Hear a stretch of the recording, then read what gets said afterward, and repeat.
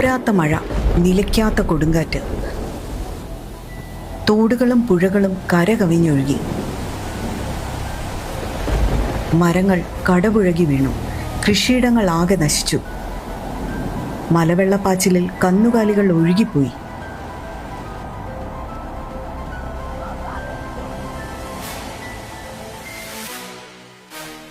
വെള്ളമിറങ്ങിയപ്പോഴേക്കും നാട് പട്ടിണിയുടെയും പകർച്ചവ്യാധികളുടെയും പിടിയിലമർന്നു. പരിഭ്രാന്തരായ ജനങ്ങൾ നാടുവാഴിയായ കോലത്തിരി തമ്പുരാനെ കണ്ട് തങ്ങളുടെ സങ്കടമുണർത്തി. പ്രജകളെ സംരക്ഷിക്കാൻ മാർഗമില്ലാതെ രാജാവ് പരിക്ഷീണനായി. രാജാവിന്റെ നിയോഗപ്രകാരം ഭൃഗുവംശജനായ ഒരു ശ്രേഷ്ഠ സന്യാസി കാടും മലയും താണ്ടി കാശിയിൽ നേരിട്ട് ചെന്ന് പ്രാർത്ഥിച്ചു. ഭക്തന്റെ സങ്കടമറിഞ്ഞ അന്നപൂർണേശ്വരി താൻ നേരിട്ട് വന്നുകൊള്ളാമെന്ന് ഉറപ്പു നൽകി. തുടർന്ന് ദേവി വിശ്വകർമാവിനോട് ഒരു കപ്പൽ നിർമ്മിച്ചു നൽകുവാൻ ആവശ്യപ്പെട്ടു.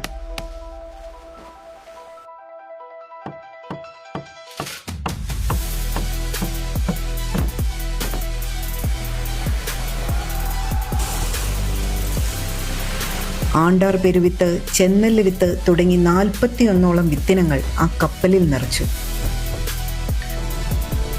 സഹായത്തിനായി യോഗി കുഞ്ഞുങ്ങളെയും കൊങ്ങിണി മക്കളെയും കൂടെ കൂട്ടി. വിളക്ക് തെളിയിച്ചുകൊണ്ട് മൂന്നില്ലത്തമ്മമാരും ഒപ്പം കുറ്റിവെടിക്കാരും അമരക്കാരും തണ്ടുവലിക്കാരും ബൗദ്ധന്മാരും കപ്പിത്താന്മാരായി ചോനാകന്മാരും ആ പുണ്യയാത്രയിൽ പങ്കുചേർന്നു.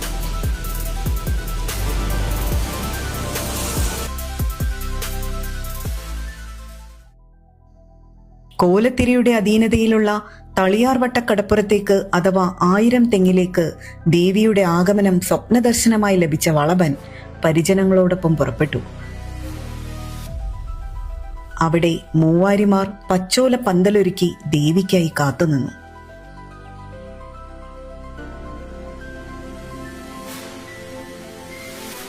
ദേവിയുടെ വരവറിഞ്ഞ തളിപ്പറമ്പത്തപ്പനും അവിടേക്ക് എത്തിച്ചേർന്നു.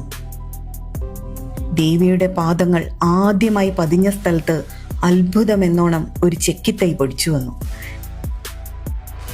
ചെക്കിയുടെ അരികിലായി ഒരു കുയ്യെടുപ്പുണ്ടാക്കി ചെമ്പിൽ ചോറുണ്ടാക്കി അവിടെ ഉണ്ടായിരുന്ന എല്ലാവർക്കും പൊൻകോരിയിൽ ദേവി അന്നം വിളമ്പി.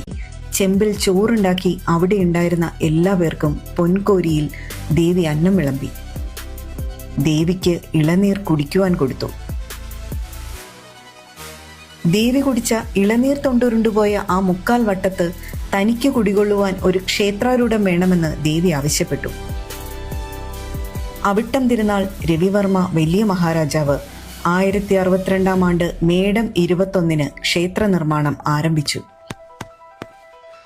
അദ്ദേഹത്തിന്റെ വിയോഗത്തെ തുടർന്ന് അനന്തരവനായ ഭരണിത്തിരുനാൾ വലിയ തമ്പുരാൻ 1063 ആണ്ട് കർക്കിടകം മുതൽ നിർമ്മാണ ചുമതല ഏറ്റെടുക്കുകയും 1067 ആണ്ട് മകരം 26 ബ്രഹ്മകലശം നടത്തുകയും ചെയ്തു.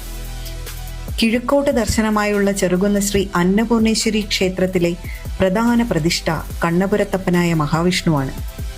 എങ്കിലും പിന്നീട് പ്രതിഷ്ഠിക്കപ്പെട്ട ചെറുകുന്നിലമ്മ എന്ന അന്നപൂർണേശ്വരിക്കാണ് ഇന്ന് ക്ഷേത്രത്തിൽ കൂടുതൽ പ്രാധാന്യം കൽപ്പിക്കപ്പെടുന്നത്. എല്ലാ ദിവസവും 2 നേരവും ഭക്ഷണമുള്ള ഈ ക്ഷേത്രത്തിൽ മുറം കൊണ്ടാണ് ഭക്ഷണം വിളമ്പുക എന്ന പ്രത്യേകതയുമുണ്ട്. മേടസംക്രമം മുതൽ 7 ദിവസം നീണ്ടു നിൽക്കുന്ന വിഷുവിളക്ക് മഹോത്സവമാണ് ഇവിടുത്തെ പ്രധാന ആഘോഷം. ഈ ഉത്സവത്തിന്റെ മുഖ്യ ആകർഷണം അപൂർവ ചാരുതയാർന്ന വട്ടപ്പന്തലാണ്.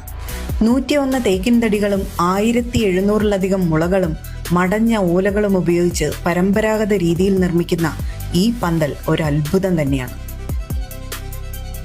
സന്ധ്യാസമയത്ത് സുവർണ നെറ്റിപ്പട്ടമണിഞ്ഞ ഗജവീരന്മാർ വട്ടപ്പന്തലിന് കീഴെ വാദ്യാഘോഷങ്ങളോടെ ഒത്തുചേരുമ്പോൾ ഒരു നാട് മുഴുവൻ ഇവിടേക്ക് ഒഴുകിയെത്തുന്നു. ഐശ്വര്യം തുളുമ്പുന്ന വിഷുവിളക്കിന്റെ സ്മരണകളിലേക്ക് നമുക്ക് വീണ്ടും മടങ്ങാം.